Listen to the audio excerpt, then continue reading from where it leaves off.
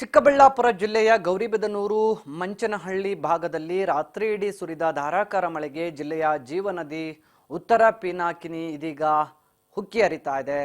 ಸದ್ಯ ಕಳೆದ 2 ವರ್ಷಗಳಿಂದ ಸರಿಯಾಗಿ ಮಳೆ ಬಾರದ ಹಿನ್ನೆಲೆಯಲ್ಲಿ ಉತ್ತರ ಪಿನಾಕಿನಿ ನದಿ ಬತ್ತಿ ಹೋಗಿತ್ತು. ಇದೀಗ ನಿರಂತರ ಮಳೆಯಿಂದಾಗಿ 2 ವರ್ಷಗಳ ನಂತರ ಉತ್ತರ ಪಿನಾಕಿನಿ ನದಿ ಮೊದಲ ಬಾರಿಗೆ ಹರಿತಾ ಇರುವುದರಿಂದ ಸ್ಥಳೀಯರಲ್ಲಿ ಸಂತಸ ಮನೆ ಮಾಡಿತ್ತು.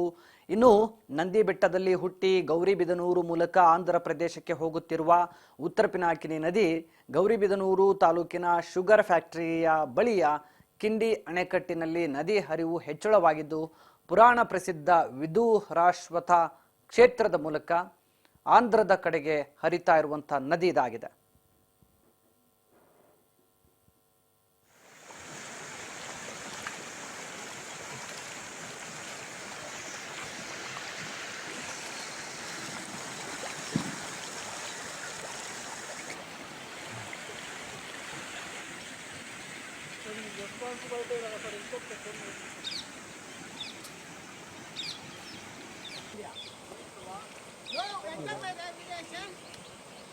ಅಂತ 4 ನಿಮಿಷ